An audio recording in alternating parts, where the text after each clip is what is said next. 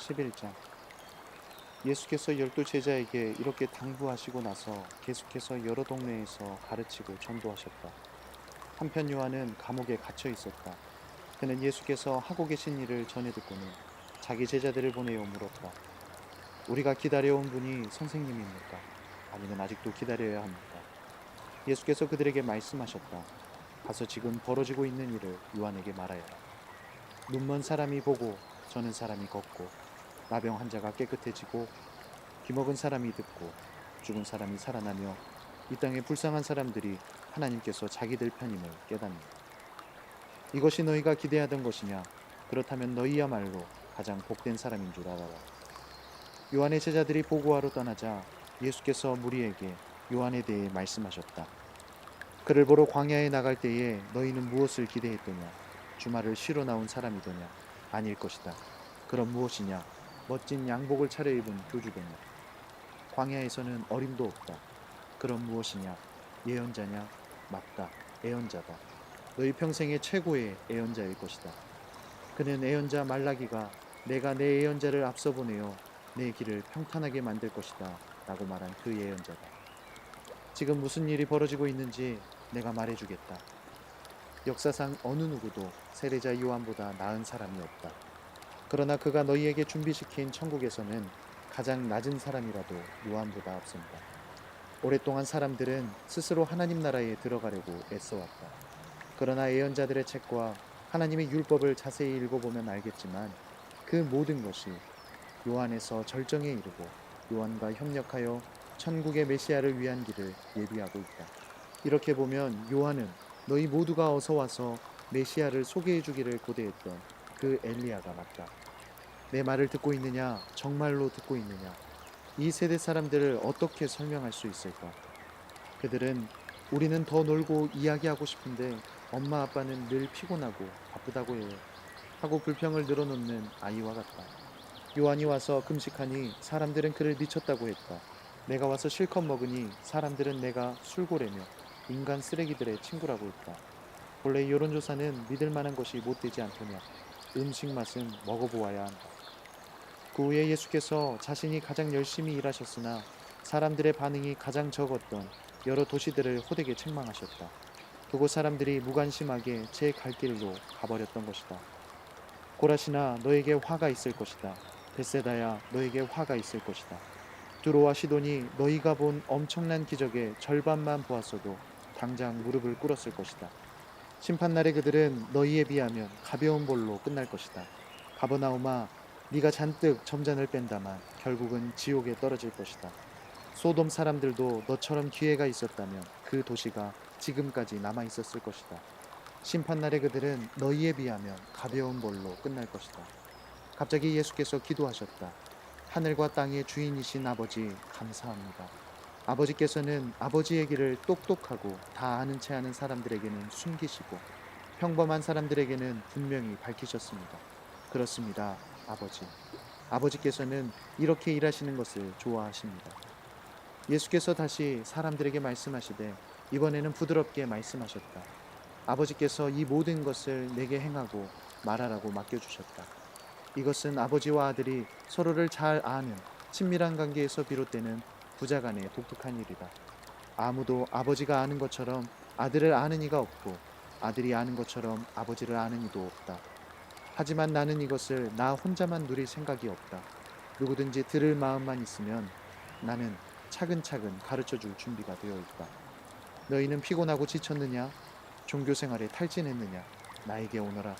나와 함께 길을 나서면 너희 삶은 회복될 것이다. 내가 너희에게 제대로 쉬는 법을 가르쳐 주겠다.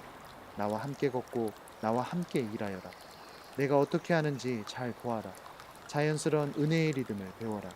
나는 너희에게 무겁거나 맞지 않는 짐을 지우지 않는다. 나와 함께 있으면 자유롭고 가볍게 사는 법을 배울 것이다. 아멘. 12장. 어느 안식일에 예수께서 제자들과 함께 곡식이 무르익은 밭사이를 거닐고 계셨다. 제자들이 배가 고파 곡식 이삭을 따서 씹어 먹었다. 바리새인들이 그 일을 예수께 일러 바쳤다. 당신의 제자들이 안식일 규정을 어기고 있습니다. 예수께서 말씀하셨다. 정말이냐? 너희는 다윗과 그 동료들이 배고플 때의 한 일을 읽어보지 못했느냐? 그들이 성소에 들어가서 제사장들 외에는 아무도 먹지 못하게 되어 있는 제단에서 간 물려낸 빵을 먹지 않았느냐? 또 너희는 성전에서 직무를 수행 중인 제사장들이 매번 안식일 규정을 어기는데도 죄가 되지 않는다는 것을 하나님의 율법에서 읽어보지 못했느냐? 여기에는 종교 이상으로 훨씬 많은 문제가 걸려 있다. 너희가 만일 나는 경직된 의식보다 유연한 마음을 더 원한다고 한 성경 말씀의 뜻을 조금이라도 안다면 사소한 일로 이렇게 트집 잡지는 않을 것이다. 인자는 안식일의 종이 아니라 주인이다. 예수께서 밭을 떠나 그들의 회당에 들어가셨다. 거기에 한쪽 손이 오그라든 사람이 있었다. 그들은 예수께 안식일에 병을 고치는 것이 율법에 맞습니까? 하고 물었다.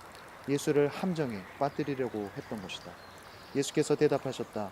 여기에 혹시 자신의 어린 양 한 마리가 골짜기에 떨어졌는데 안식일이라고 해서 그 어린 양을 끌어내지 않을 사람이 있느냐?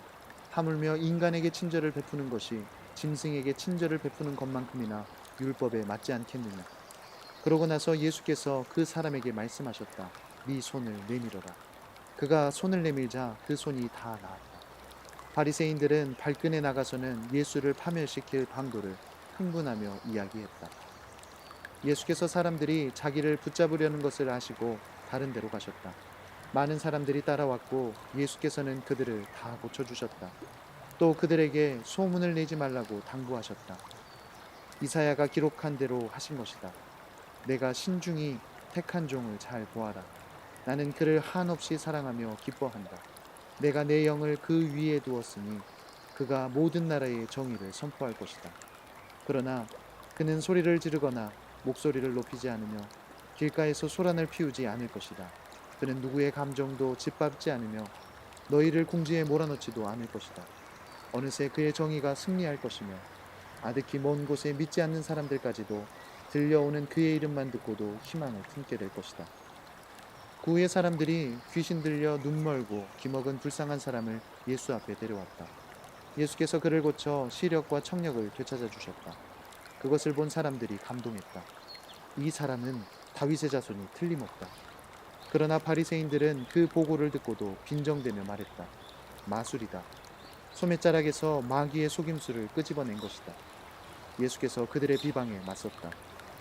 같은 사람에게 서로 상반되는 판결을 내리는 재판관은 자기 말을 무효로 하는 것이다. 늘 싸움질하는 가정은 무너지게 마련이다. 사탄이 사탄을 쫓아내면 어느 사탄이 남아나겠느냐.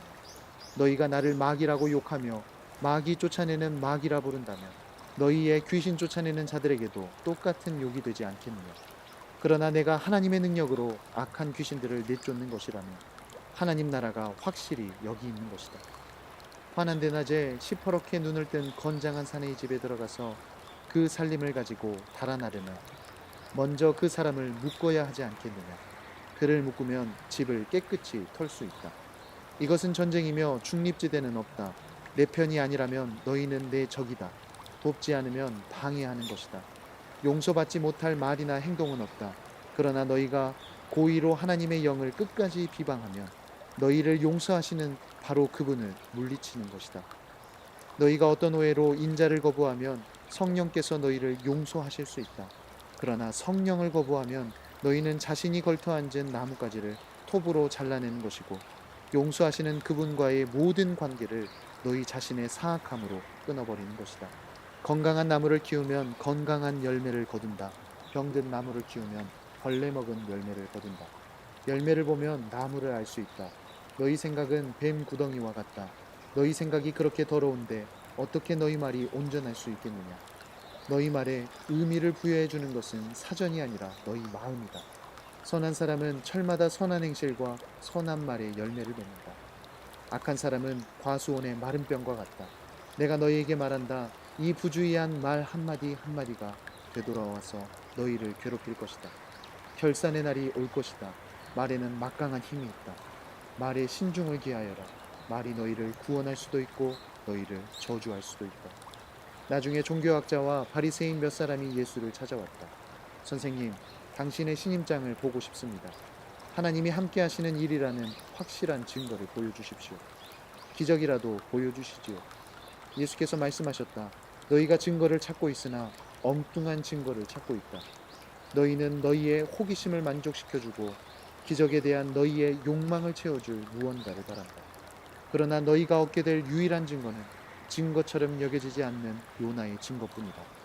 사흘 밤낮을 물고기 뱃속에 있었던 요나처럼 인자도 사흘 밤낮을 깊은 무덤 속에서 지낼 것이다. 심판날에 니느웨 사람들이 일어나 이 세대를 정죄할 증거를 내놓을 것이다. 요나가 설교할 때 그들이 자신들의 삶을 고쳤기 때문이다. 요나보다 더 큰 설교자가 여기 있는데도 너희는 증거를 따지고 있다. 심판날에 시바 여왕이 앞에 나와서 이 세대를 정죄할 증거를 제시할 것이다. 여왕이 지혜로운 솔로몬의 말을 들으려고 먼 땅 끝에서부터 찾아왔기 때문이다.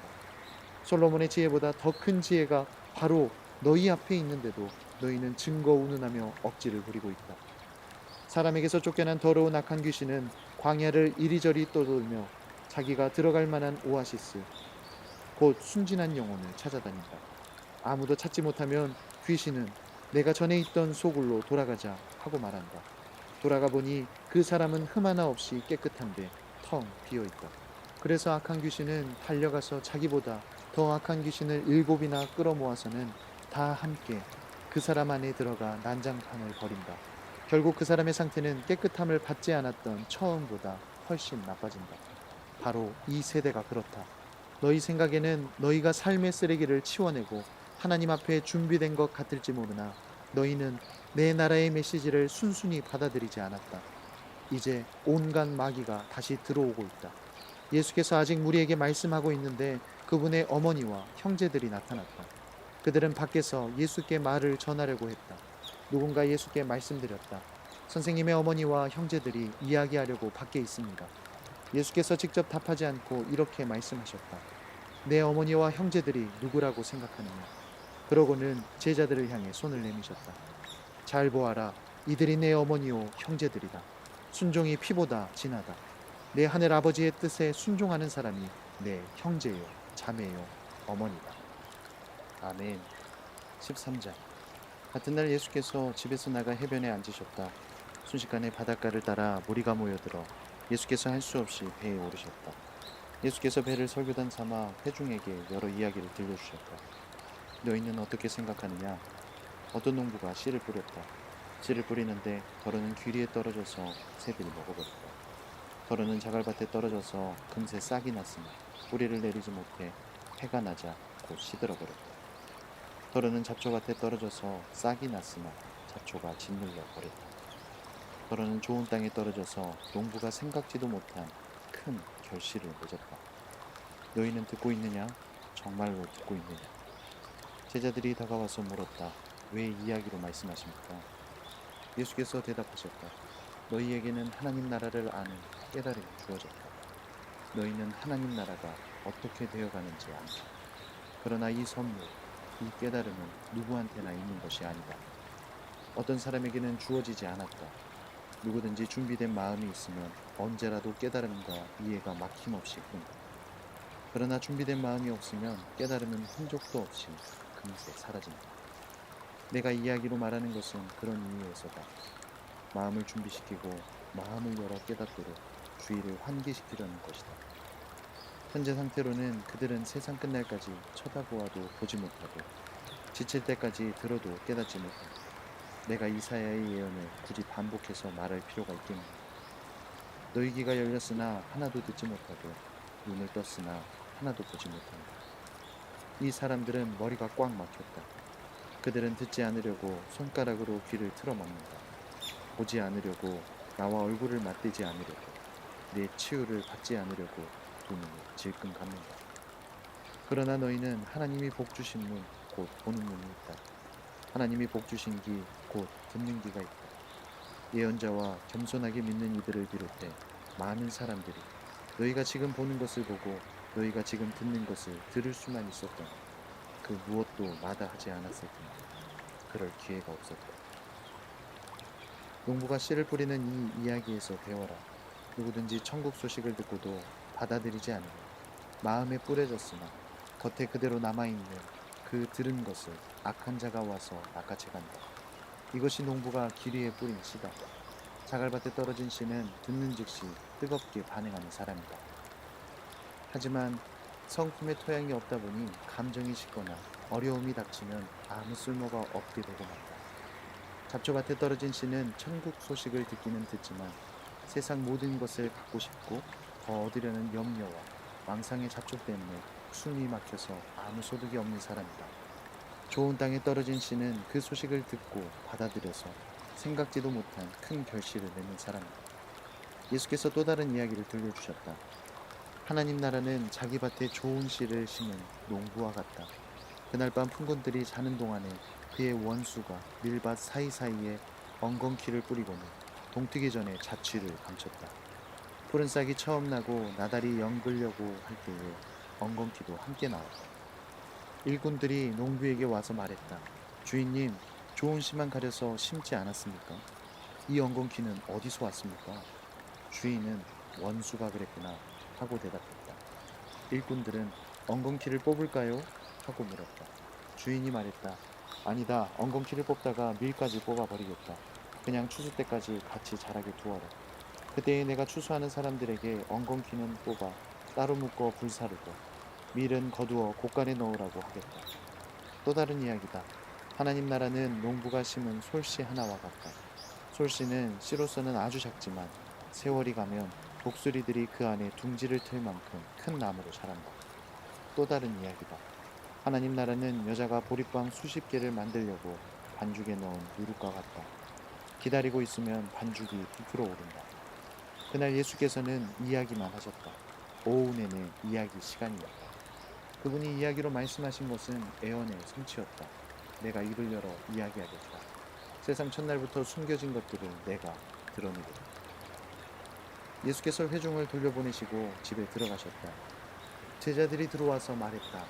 밭의 엉겅퀴 이야기를 설명해 주십시오. 그래서 예수께서 설명해 주셨다. 좋은 씨를 뿌리는 농부는 인자다. 밭은 세상이고 좋은 씨는 천국 백성이다. 엉겅퀴는 마귀의 백성이고 엉겅퀴를 뿌리는 원수는 마귀다. 추수 때는 시대의 끝이고 역사의 끝이다. 추수하는 일꾼들은 천사들이다. 엉겅퀴를 묶어서 불사르는 장면은 마지막 막에 나온다. 인자가 천사들을 보내어 자기 나라에서 엉겅퀴를 뽑아 쓰레기장에 던지면 그것으로 끝이다. 그들은 높은 하늘에 대고 불평하겠지만 아무도 귀 기울이지 않을 것이다. 그러나 거룩하게 무르익은 사람들은 성숙하게 자라서 자기 아버지의 나라를 아름답게 꾸밀 것이다. 너희는 듣고 있느냐? 정말로 듣고 있느냐? 하나님 나라는 오래도록 밭에 감추어져 있다가 그 곁을 지나가던 사람이 우연히 찾아낸 보물과 같다.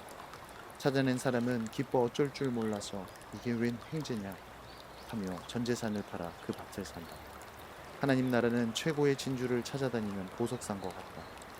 흠 없는 진주를 만나면 그는 즉시 모든 것을 팔아 그 진주를 산다. 하나님 나라는 바다에 던져 온갖 물고기를 잡는 그물과 같다. 그물이 가득 차면 해변가로 끌어다가 좋은 물고기는 골라서 통에 담고 먹지 못할 것은 버린다. 역사에 막이 내릴 때도 그럴 것이다. 천사들이 와서 쓸모없는 물고기들은 추려내서 쓰레기통에 버릴 것이다. 엄청난 불평이 있겠지만 전혀 소용없을 것이다. 예수께서 물으셨다. 이제 이 모든 것을 알 것 같으냐? 그들은 예 하고 대답했다. 예수께서 말씀하셨다. 너희가 보다시피 하나님 나라의 훈련을 잘 받은 학생은 마치 편의점 주인과 같다. 무엇이든 필요한 것이면 신상품이든 재고든 꼭 필요할 때 척척 찾아낸다. 이 이야기를 다 마치시고 예수께서 그곳을 떠나 고향으로 돌아가셔서 그곳 회당에서 설교하셨다. 예수께서는 모든 사람의 감탄을 자아낼 정도로 대단하셨다. 사람들은 말했다. 이 사람이 이렇게 훌륭한 사람인지 미처 몰랐다. 어떻게 이런 지혜와 이런 능력을 갖게 되었을까? 그러나 한편으로 그들은 언제 그랬냐는 듯이 어느새 그분을 깎아내리고 있었다. 우리는 이 사람을 어려서부터 알았다. 그는 목수의 아들이다. 그의 어머니 마리아를 우리가 알고 그의 동생 야고보와 요셉과 시몬과 유다를 안다. 그의 누이들도 다 여기 살고 있다. 도대체 그는 자기가 누구라고 저러는 것인가? 그들은 아주 언짢게 생각했다. 그러나 예수께서는 예언자는 자기 고향과 가족에게 대단치 않게 여겨지는 법이다 라고 말씀하셨다. 그들의 적대감과 무관심 때문에 예수께서는 거기서 기적을 많이 행하지 않으셨다. 아멘. 14장. 그 즈음에 지역 통치자인 헤롯이 예수에 관한 소문을 들었다. 그는 신하들에게 말했다. 죽은 세례자 요한이 다시 살아난 것이 틀림없다. 그래서 그 사람이 능히 기적을 행하는 것이다. 전에 헤롯은 자기 동생 빌립의 아내인 헤로디아를 달래려고 요한을 체포하여 사슬에 채워서 감옥에 가두었다. 요한은 헤롯과 헤로디아의 관계가 불륜이라고 말해 헤롯을 자극했다. 헤롯은 그를 죽이고 싶었으나 요한을 하나님의 예언자로 우러르는 사람들이 하도 많아서 두려웠다. 그러나 그의 생일잔치 때 기회가 왔다. 헤로디아의 딸이 손님들을 위해 춤을 추어 영을 돋우었다. 헤롯의 마음이 녹아버렸다. 술김에 흥분한 그는 딸에게 원하는 것이면 무엇이든 주겠다고 맹세했다. 이미 어머니의 지시를 받은 딸은 준비가 되어 있었다. 세례자 요한의 머리를 쟁반에 담아주세요. 왕은 한순간 정신이 번쩍 들었다. 그러나 그는 손님들에게 체면을 잃고 싶지 않아서 그대로 했다. 요한의 목을 베어 쟁반에 담아 소녀에게 주라고 명한 것이다. 딸은 그것을 가져다가 자기 어머니에게 주었다. 나중에 요한의 제자들이 시신을 거두어 엄숙히 장례를 치르고는 예수께 알렸다. 예수께서 그 소식을 들으시고는 배를 타고 빠져나가 혼자 외딴 곳으로 가셨다. 그러나 허사였다. 그분을 본 사람이 있어서 금세 소문이 퍼졌다. 곧 인근 여러 마을에서 많은 사람들이 걸어서 호수를 돌아 그분이 계신 곳으로 왔다. 사람들이 오는 것을 보자 그분은 못내 불쌍한 마음이 들어 아픈 사람들을 고쳐주셨다. 저녁 무렵에 제자들이 예수께 다가와 말했다. 여기는 시골이고 시간도 늦었습니다. 사람들을 돌려보내 마을에 가서 저녁을 먹게 해야겠습니다. 그러나 예수께서 말씀하셨다. 보낼 것 없다. 너희가 저녁을 주어라. 그들이 말했다. 우리에게 있는 것이라고는 빵 5개와 물고기 2마리 뿐입니다. 예수께서 말씀하셨다. 이리 가져오너라. 그분은 사람들을 풀밭에 앉히셨다. 그러고는 빵 5개와 물고기 2마리를 손에 들고 하늘을 우러러 기도하시고 축복하신 다음 빵을 떼어 제자들에게 주셨다. 제자들은 다시 무리에게 음식을 주었다. 그들 모두가 배불리 먹었다. 남은 것을 거두니 12바구니가 되었다. 먹은 사람들이 5,000명쯤 되었다. 식사가 끝나자 예수께서 제자들을 재촉하여 배를 타고 먼저 건너편으로 가게 하시고 그동안에 사람들을 돌려보내셨다. 무리가 흩어지자 예수께서 산에 올라가 혼자 기도하셨다. 그분은 밤늦도록 거기 혼자 계셨다. 한편 배는 이미 바다 멀리까지 나갔는데 맞바람이 치면서 파도가 배를 세차게 때렸다. 새벽 4시쯤에 예수께서 무리를 걸어 제자들 쪽으로 오셨다. 그들은 무서워서 꼼짝도 못했다. 유령이다. 그들은 겁에 질려 소리쳤다. 그러나 예수께서 얼른 그들을 안심시켰다. 안심하여라. 나다. 두려워 마라. 베드로가 갑자기 담대해져서 말했다. 주님, 정말 주님이시거든 제게 무리를 걸어오라고 명하십시오. 예수께서 말씀하셨다. 오너라. 베드로는 배에서 뛰어내려 무리를 걸어서 예수께로 갔다. 그러나 발밑에 거세게 이는 파도를 내려다보는 순간 베드로는 용기를 잃고 물에 빠져들기 시작했다. 베드로는 주님, 저를 구해 주십시오 하고 소리쳤다. 예수께서 지체하지 않으셨다. 손을 내밀어 그의 손을 잡으셨다. 그리고 말씀하셨다. 용기 없는 사람아, 어찌 된 것이네. 2사람이 배에 오르자 바람이 가라앉았다. 배 안에서 이 모든 것을 지켜보던 제자들이 예수께 경배하며 말했다. 이제 됐습니다. 주님은 하나님의 아들이 틀림없습니다. 돌아온 그들은 게네사렛에 배를 댔다. 사람들이 예수께서 오신 것을 알아채고는 근방에 두루 알려서 모든 병자들을 불러 모았다. 병자들은 그분의 옷자락을 만지게 해달라고 청했다. 그분을 만진 사람은 누구나 병이 나았다. 아멘. 15장. 그 후에 예루살렘에서 바리새인과 종교학자들이 예수께 와서 흠을 잡았다. 당신의 제자들은 왜 제멋대로 규정을 어깁니까? 예수께서 바로 대받으셨다. 그러는 너희는 어째서 너희 규정을 빌미삼아 제멋대로 하나님의 계명을 어기느냐? 하나님은 분명히 너희 부모를 공경하라 하시고 또 누구든지 부모를 욕하는 사람은 반드시 죽여야 한다 말씀하셨다. 그러나 너희는 부모에게 드려야 할 것이 있어도 부모 대신에 하나님께 예물로 바쳤습니다 말하면서 그 계명을 회피하고 있다. 그것이 어떻게 부모를 공경하는 것이라고 하겠느냐? 너희는 너희 규정으로 하나님의 계명을 무효로 만들고 있다. 이 사기꾼들아, 너희 같은 사기꾼들에 대해 이사야가 전곡을 찔러 잘 말했다. 이 사람들은 거창하게 말은 바로 한다만 그 속에 마음이 담겨 있지 않다. 그들은 나를 예배하는 것처럼 행동하지만 진심에서 우러난 것이 아니다. 무엇이든 자기네 구미에 맞는 가르침을 위해 내 이름을 팔고 있을 뿐이다. 예수께서 무리를 불러놓고 말씀하셨다. 잘 듣고 마음에 새겨두어라. 너희 삶을 더럽히는 것은 너희가 입으로 삼키는 것이 아니라 너희 입에서 토해내는 것이다. 나중에 제자들이 와서 예수께 말했다. 바리새인들이 주님 말씀을 듣고는 얼마나 못마땅해 하는지 아십니까? 예수께서 무시해버렸다. 하늘에 계신 내 아버지가 심지 않으신 나무는 다 뿌리채 뽑힐 것이다. 내버려 두어라. 그들은 눈먼 사람을 인도하는 눈먼 사람이다. 눈먼 사람이 눈먼 사람을 인도하면 둘 다 구덩이에 빠지는 법이다. 베드로가 말했다. 잘 모르겠습니다. 쉽게 말씀해 주십시오. 예수께서 대답하셨다. 너희도 모르느냐? 우둔해지기로 작정이라도 한 것이냐? 무엇이든지 입으로 삼키는 것은 장으로 들어가서 결국 배설되는 것을 알지 못하느냐? 하지만 입에서 나오는 것은 마음에서 비롯된 것이다. 우리가 토해내는 악한 논쟁과 살인과 간음과 음란과 도둑질과 거짓말과 악담이 모두 마음에서 나온다. 바로 이런 것들이 너희를 더럽힌다.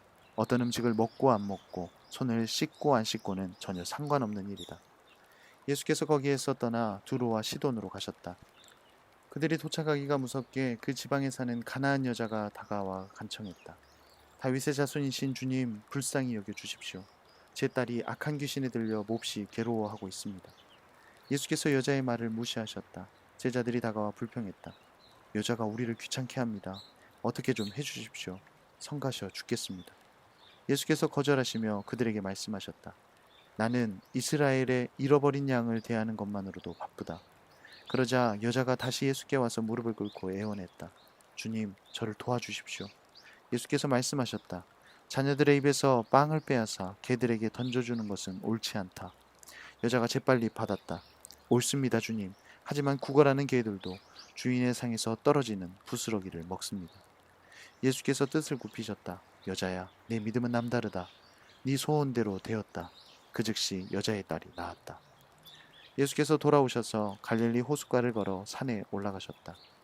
거기에 자리를 정하시고 사람들을 맞을 채비를 하셨다. 수많은 사람들이 중풍병자와 눈먼 사람과 다리를 저는 사람과 말 못하는 사람과 그 밖에 도움이 필요한 사람들을 예수께서 어떻게 하시나 보려고 그분 발 앞에 데려왔다. 예수께서 그들을 고쳐주셨다.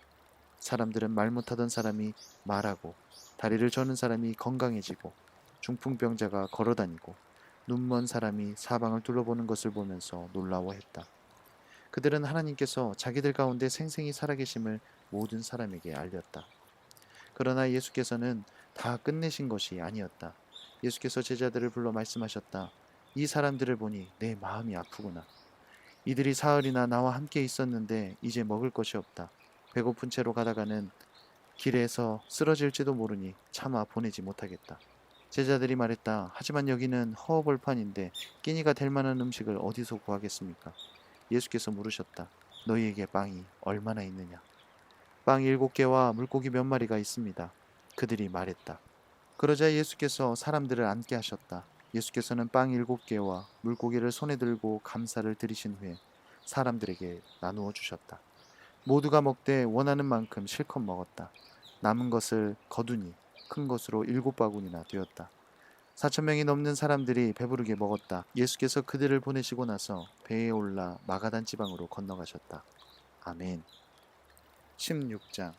바리새인과 사두개인들이 또다시 예수께 달라붙어 자신을 입증해 보이라고 몰아세웠다. 예수께서 그들에게 말씀하셨다. 너희 속담에 저녁 하늘이 붉으면 날씨가 좋고 아침 하늘이 붉으면 날씨가 굳다고 했다. 너희가 날씨는 쉽게 내다보면서 어째서 시대의 표적은 읽을 줄 모르느냐. 악하고 음란한 세대가 항상 표적과 기적을 구한다. 너희가 얻을 표적은 요나의 표적뿐이다. 그러고서 그분은 발길을 돌려 떠나셨다. 호수 건너편으로 가는 길에 제자들이 깜빡 잊고 빵을 가져오지 않은 것을 알았다. 마침 예수께서 그들에게 바리새인과 사두개인의 누룩을 각별히 주의하여라 하고 말씀하셨다. 제자들은 예수께서 빵을 잊어버린 것을 꾸짖으시는 줄 알고 수군거리며 대책을 논의했다. 예수께서 그들이 하는 일을 아시고 말씀하셨다. 어째서 빵을 잊어버린 것을 가지고 이렇게 걱정스레 수군거리느냐? 믿음이 적은 사람들아, 아직도 알아듣지 못하겠느냐? 빵 5개로 5,000명이 먹고 거둔 조각이 몇 바구니며 빵 7개로 4,000명이 먹고 거둔 나머지가 몇 바구니였느냐? 빵이 문제가 아니라는 것을 아직도 모르겠느냐? 문제는 누룩, 바리새인과 사두개인의 누룩이다.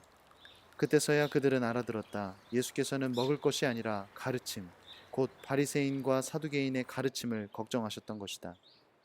예수께서 빌립보의 가이사랴에 있는 마을에 이르러 제자들에게 물으셨다. 사람들이 인자를 누구라 하더냐? 제자들이 대답했다. 세례자 요한이라고 하는 사람들도 있고 엘리야라고 하는 사람들도 있고 예레미야나 다른 예언자 가운데 한 사람이라고 하는 사람들도 있습니다. 예수께서 곧바로 물으셨다. 그러면 너희는 어떠냐? 너희는 나를 누구라고 하느냐? 시몬 베드로가 말했다. 주님은 살아계신 하나님의 아들이시며 그리스도 곧 메시아이십니다. 예수께서 대답하셨다. 요나의 아들 시몬아, 너는 하나님의 복을 받았다. 너의 그 대답은 책이나 교사들한테서 나온 것이 아니다. 하늘에 계신 내 아버지 하나님께서 친히 내게 참으로 내가 누구인지 그 비밀을 알려주셨다. 이제 내가 누구인지 참으로 네가 누구인지 내가 알려주겠다. 너는 베드로 곧 바위다. 이 바위 위에 내가 내 교회를 세울 것이다. 그 교회는 지옥의 문들조차도 막아서지 못할 만큼 그 세력이 널리 뻗칠 것이다. 그것이 다가 아니다. 너는 어떤 문이라도 여는 열쇠를 받아서 하나님 나라에 아무 제약 없이 자유롭게 드나들게 될 것이다. 하늘과 땅, 땅과 하늘 사이에 더 이상 장벽이 없을 것이다. 땅에서 예는 하늘에서도 예이고 땅에서 아니오는 하늘에서도 아니오이다. 예수께서는 제자들에게 비밀을 지킬 것을 엄히 명하셨다. 그리고 그분이 메시아이심을 아무도 말하지 않겠다는 다짐을 그들에게서 받으셨다. 예수께서 이제 자신이 예루살렘으로 가서 종교 지도자들의 손에 처참한 고난을 받아 죽임을 당하고 사흘째 되는 날에 다시 살아나야 할 것을 제자들에게 밝히 말씀하셨다. 베드로가 그분을 붙들고 항의했다. 절대 안 됩니다, 주님. 절대로 있을 수 없는 일입니다. 그러나 예수께서는 꿈쩍도 않으셨다. 베드로야, 썩 비켜라. 사탄아, 물러가라. 너는 하나님이 어떻게 일하시는지 조금도 모른다. 그러고 나서 예수께서 다시 제자들에게 말씀하셨다. 누구든지 나와 함께 가려면 내가 가는 길을 따라야 한다. 결정은 내가 한다. 너희가 하는 것이 아니다. 고난을 피해 달아나지 말고 오히려 고난을 끌어안아라. 나를 따라오너라. 그러면 내가 방법을 일러주겠다. 자기 스스로 세우려는 노력에는 아무 희망이 없다. 자기를 희생하는 것이야말로 너희 자신, 곧 너희의 참된 자아를 찾는 길이며 나의 길이다. 원하는 것을 다 얻고도 참된 자기 자신을 잃으면 무슨 유익이 있겠느냐? 너희 목숨을 무엇과 바꾸겠느냐? 너희 힘으로 일을 벌이겠다고 그렇게 서두르지 마라. 순식간에 인자가 아버지의 모든 영광에 쌓여 천사의 무리를 거느리고 올 것이다. 그때 너희는 받아야 할 모든 것을 선물로 받게 될 것이다. 이것은 믿을 수 없는 훗날의 이야기가 아니다. 여기 서 있는 너희 가운데 그런 일이 일어나는 것을 볼 사람들도 있다. 그들은 천국의 영광 가운데 있는 인자를 볼 것이다. 아멘. 17장. 엿새 후에 그들 가운데 세 사람이 그 영광을 보았다. 예수께서 베드로와 야고보와 요한 형제를 데리고 높은 산에 올라가셨다. 그들 눈앞에서 그분의 모습이 완전히 변했다. 그분의 얼굴에서 햇빛이 쏟아져 나왔고 그분의 옷은 빛으로 충만했다. 문득 그들은 모세와 엘리야도 거기에 함께 있어 그분과 깊은 대화를 나누고 있는 것을 알았다. 베드로가 불쑥 끼어들었다. 주님, 지금은 중대한 순간입니다. 제가 이곳 산 위에 기념비 셋을 세우면 어떻겠습니까? 하나는 주님을 위해, 하나는 모세를 위해, 하나는 엘리야를 위해서 말입니다. 그가 이렇게 말을 하고 있는데 비처럼 환한 구름이 그들을 덮더니 구름 속 깊은 데서 한 음성이 들려왔다. 이는 내가 사랑으로 구별한 내 아들, 내 기쁨의 근원이다. 그의 말을 들어라. 그 소리를 들은 제자들은 너무나 두려워서 얼굴을 땅에 대고 납작 엎드렸다. 예수께서 가까이 오셔서 그들에게 손을 대셨다. 두려워하지 마라. 그들이 눈을 떠서 사방을 둘러보니 오직 예수밖에 보이지 않았다. 산을 내려오면서 예수께서 그들에게 비밀을 지킬 것을 엄히 명하셨다. 너희가 본 것을 한마디도 말하지 마라. 그러나 인자가 죽은 자들 가운데서 살아난 뒤에는 말해도 좋다. 중간에 제자들이 물었다. 종교학자들은 왜 엘리야가 먼저 와야 한다고 말합니까? 예수께서 대답하셨다. 엘리야가 와서 모든 것을 준비한다. 내가 너희에게 말하지만 엘리야가 이미 왔으나 사람들이 그를 보고도 알아보지 못했다. 사람들이 그를 업신여겼고 사람들이 인자도 똑같이 업신여길 것이다. 그제야 제자들은 예수께서 내내 세례자 요한을 두고 하신 말씀임을 깨달았다. 그들이 산 밑으로 내려오니 사람들이 떼를 지어 기다리고 있었다. 그들이 다가가자 한 남자가 무리 중에서 나와 무릎을 꿇고 간청했다. 주님, 제 아들을 불쌍히 여겨 주십시오. 아들이 정신을 잃고 발작을 일으키며 몹시 고통스러워하고 있습니다. 자주 불 속에 뛰어들기도 하고 어떤 때는 물 속에 뛰어들기도 합니다. 주님의 제자들에게 데리고 왔지만 그들은 속수무책입니다. 예수께서 말씀하셨다. 하나님도 모르고 삶의 중심도 없는 세대여, 내가 같은 말을 몇 번이나 해야겠느냐? 얼마나 더 참아야 하느냐? 아이를 이리 데려오너라. 예수께서 괴롭히는 귀신에게 나가라고 명하셨다. 그러자 귀신이 나갔다. 그때부터 아이가 멀쩡해졌다. 제자들이 예수와 따로 있게 되었을 때 물었다. 왜 저희는 쫓아내지 못했습니까? 너희가 아직 하나님을 진지하게 대하지 않아서 그렇다. 예수께서 말씀하셨다. 여기 단순한 진리가 있다. 곧 너희에게 깨알 만한 믿음만 있어도 너희가 이 산더러 움직여라 하면 산이 움직일 것이다. 너희가 감당하지 못할 일은 아무것도 없다. 그들이 갈릴리에 다시 모였을 때 예수께서 말씀하셨다. 인자는 하나님과 관계하기를 원치 않는 사람들한테 넘겨질 것이다. 그들이 인자를 죽일 것이고 인자는 사흘 후에 다시 살아날 것이다. 제자들은 몹시 두려워했다. 그들이 가버나움에 이르자 세금 징수원들이 베드로에게 와서 물었다. 당신 네 선생님은 세금을 냅니까? 베드로가 말했다. 물론입니다. 베드로가 집에 들어가자 예수께서 먼저 물으셨다. 시몬아, 네 생각은 어떠냐? 왕이 세금을 거두면 누가 세금을 내느냐? 왕의 자녀들이냐? 백성이냐? 그가 대답했다. 백성입니다. 그러자 예수께서 말씀하셨다. 그럼 자녀들은 면제받는 것이 아니냐? 하지만 저들을 공연히 건드릴 것 없으니 너는 호수에 가서 낚시를 던져 처음 오는 고기를 잡아 올려라. 고기의 입을 열면 동전 하나가 나올 것이다. 그것을 가져다가 세금 징수원들한테 주어라. 너와 내 몫으로 충분할 것이다. 아멘. 18장. 그때의 제자들이 예수께 와서 물었다. 하나님 나라에서는 누가 최고 서열에 오릅니까?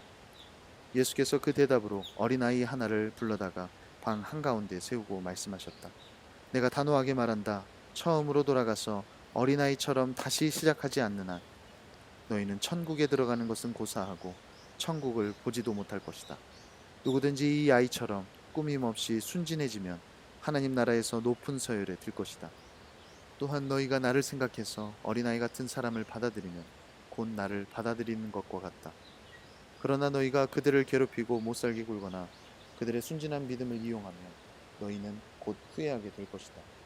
그럴 바에는 차라리 너희 목에 맷돌을 달고 호수 한복판에 빠지는 편이 낫다. 이 어린아이처럼 하나님을 믿는 사람들을 괴롭히는 세상에 화가 있을 것이다. 그렇지 않아도 괴롭힘을 피할 수 없는데 너희까지 더 힘들게 할 필요는 없다. 만일 그렇게 한다면 그것이야말로 너희 최후의 날이다. 내 손이나 발이 하나님께 방해가 되거든 찍어내버려라. 손이나 발이 없더라도 살아있는 것이 두 손과 두 발을 보란듯이 가지고서 영원히 불타는 용광로 속에 있는 것보다 낫다. 또 내 눈이 너를 하나님에게서 멀어지게 하거든 뽑아 내버려라. 한 눈으로 살아가는 것이 지옥불에서 2.0 시력을 발휘하는 것보다 낫다. 너희는 이 어린아이처럼 믿는 사람들 중에 단 한 명이라도 업신여기지 않도록 조심하여라. 그들의 천사들이 하늘에서 항상 내 아버지와 대면하고 있음을 너희도 알지 않느냐? 이렇게도 생각해 보아라. 어떤 사람에게 양 100마리가 있는데 그중 하나가 길을 잃으면 99마리를 두고 그 한 마리를 찾아 나서지 않겠느냐? 그러다가 찾으면 제자리에 있던 99마리보다 그 한 마리를 더 애지중지하지 않겠느냐? 하늘에 계신 너희 아버지의 심정도 이와 같다. 그분은 이 순진하게 믿는 사람들 중에 한 사람이라도 잃는 것을 원치 않으신다. 함께 믿는 동료가 너에게 상처를 주거든 가서 그에게 말하여 둘 사이에서 해결하여라. 그가 들으면 너는 친구를 얻는 것이다. 그가 듣지 않거든 다른 한두 사람을 데리고 가서 다시 말해보아라. 증인이 있으면 일이 공정해질 것이다. 그래도 그가 듣지 않거든 교회에 말하여라. 교회의 말도 듣지 않거든 너는 처음부터 다시 시작해야 할 것이다. 그에게 회개의 필요성을 지적하고 하나님의 용서하시는 사랑을 다시 베풀어야 한다. 무엇보다 진지하게 알아야 할 것이 있다. 땅에서 예는 하늘에서도 예이고 땅에서 아니오는 하늘에서도 아니오이다. 너희가 서로에게 하는 말은 영원하다. 내가 진심으로 말한다. 너희 가운데 두 사람이 땅에서 어떤 일을 함께 모여서 기도하면 하늘에 계신 내 아버지께서 행동을 취하실 것이다. 또한 너희 중에 두세 사람이 나 때문에 모이면 나도 반드시 거기에 함께 있는 줄 알아라. 그때 베드로가 용기를 내어 물었다. 주님, 제게 상처를 주는 형제나 자매를 몇 번이나 용서해야 합니까? 7번이면 되겠습니까? 예수께서 대답하셨다. 7번이라. 어림도 없다. 7번을 70번이라도 그렇게 하여라. 하나님 나라는 종들의 빚을 정산하기로 한 어떤 왕과 같다. 정산이 시작되자 빚이 10억 원이나 되는 한 종이 왕 앞에 불려왔다. 그는 빚을 갚을 수 없었으므로 왕은 그 사람과 처자식과 살림을 몽땅 노예시장에 경매로 내다 팔라고 명했다. 그 가련한 사람은 왕의 발 앞에 엎드려 애원했다. 조금만 시간을 주시면 다 갚겠습니다. 애걸하는 그 모습이 딱했던 왕은 빚을 탕감하고 그를 풀어주었다. 그 종이 밖으로 나가자마자 자기한테 10만 원을 빚진 동료 종과 마주쳤다. 그는 동료의 멱살을 잡고는 당장 갚으라고 닥달했다. 그 가련한 사람은 엎드려 애원했다. 조금만 시간을 주면 다 갚겠네. 그러나 그는 끄떡도 하지 않았다.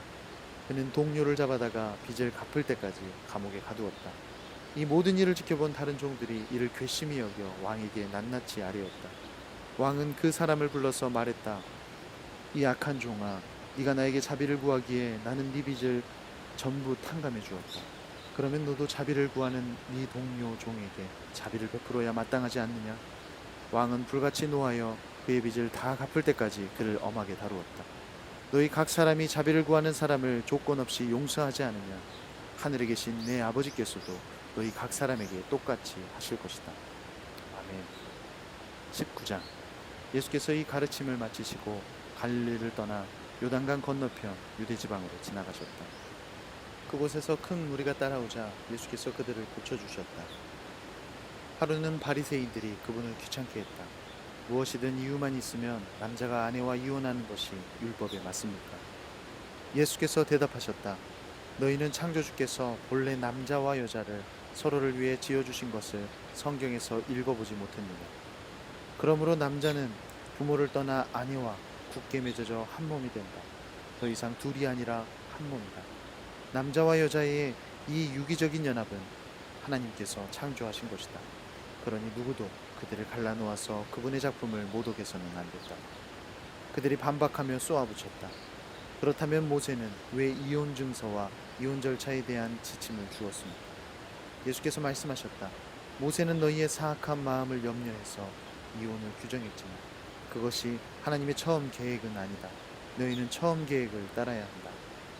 만일 너희가 정숙한 아내와 이혼하고 다른 여자와 결혼하면 너희는 간음죄를 짓는 것이다.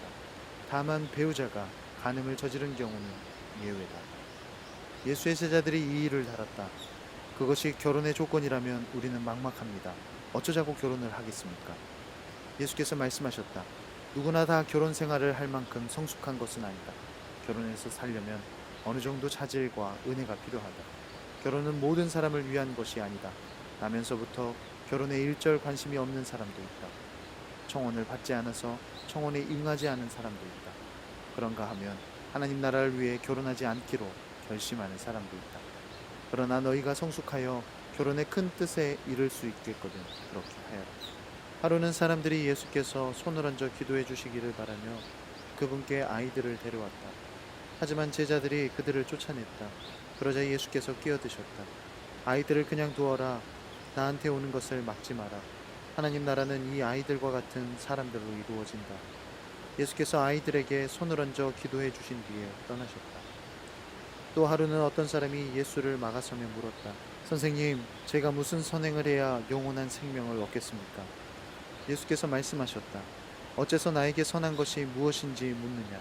선하신 분은 하나님 한 분뿐이시다. 하나님의 생명에 들어가고 싶거든 그분의 말씀대로 행하여라. 그 사람이 물었다.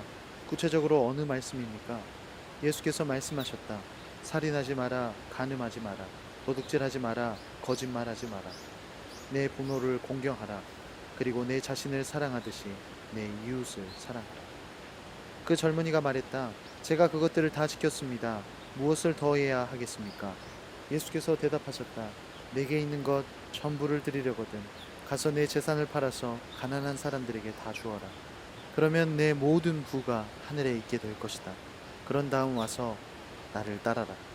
그것은 그 젊은이가 전혀 예상치 못한 말씀이었다. 그는 기운이 쭉 빠져 예수를 떠나갔다. 그는 많은 것을 움켜쥐고 있어서 차마 그것을 놓을 수 없었다. 그가 떠나가는 모습을 보며 예수께서 제자들에게 말씀하셨다. 보자가 하나님 나라에 들어가는 것이 얼마나 어려운지 아느냐. 내가 너희에게 말한다. 부자가 하나님 나라에 들어가는 것보다 낙타를 급히 몰아 바늘길을 통과하는 것이 더 쉽다. 제자들이 망연자실했다. 그러면 어느 누가 가망이 있겠습니까? 예수께서 그들을 유심히 바라보며 말씀하셨다. 너희 힘으로 해낼 수 있다고 생각하면 전혀 가망이 없다. 그러나 하나님께서 하실 수 있다고 믿으면 얼마든지 가능한 일이다. 그러자 베드로가 맞장구를 쳤다. 우리는 모든 것을 버리고 주님을 따랐습니다. 그래서 우리가 무엇을 얻겠습니까? 예수께서 대답하셨다. 그렇다. 너희는 나를 따랐다. 세상이 재창조되고 인자가 영광 가운데 다스릴 때 나를 따르던 너희도 이스라엘 12지파를 시작으로 함께 다스릴 것이다. 너희뿐 아니라 누구든지 나 때문에 집이나 가족이나 땅이나 그 무엇이든 희생하는 사람은 그 모든 것을 100배로 돌려받을 것이다. 영원한 생명을 덤으로 받을 것은 말할 것도 없다. 이것은 위대한 반전이다. 먼저였으나 나중되고 나중이었으나 먼저 될 사람이 많을 것이다. 아멘. 20장.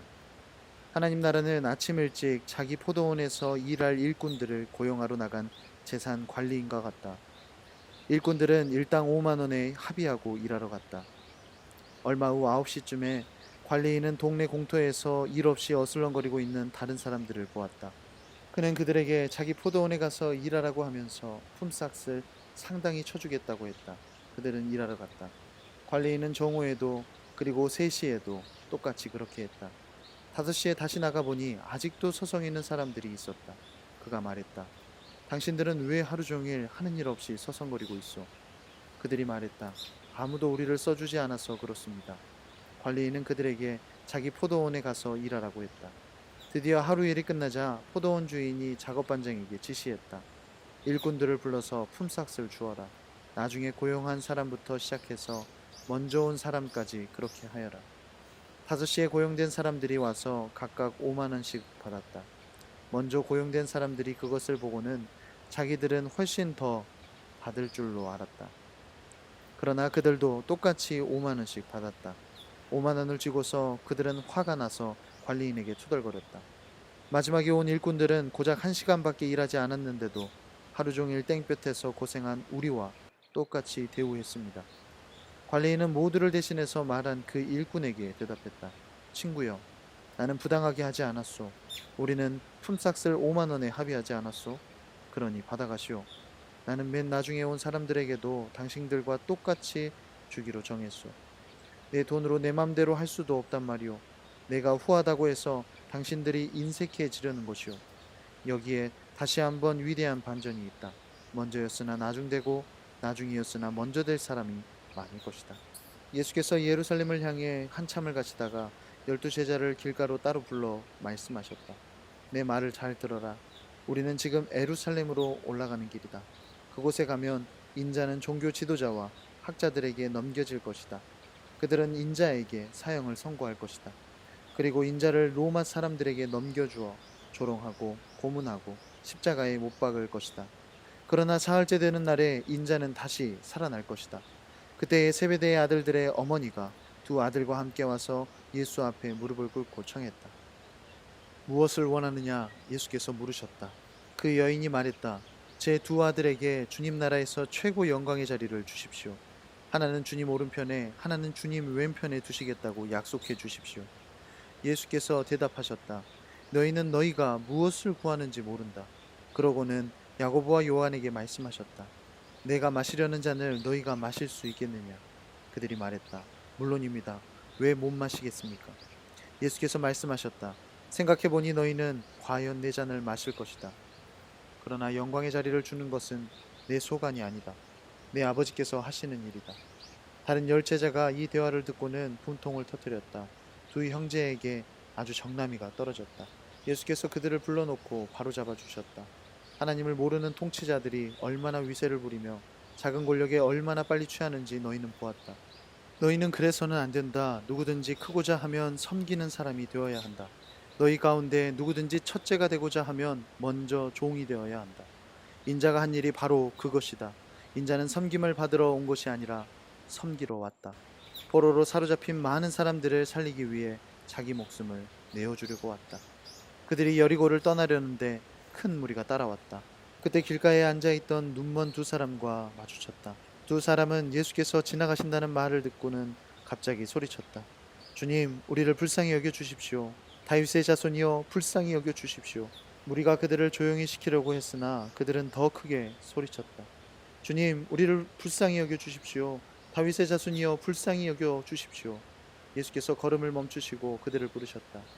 내게 무엇을 원하느냐? 그들이 말했다. 주님, 눈을 뜨기 원합니다. 보기 원합니다. 예수께서 몹시 측은한 마음에 그들의 눈을 만져주셨다. 그들은 그 즉시 시력을 되찾았고 행렬에 함께했다. 아멘.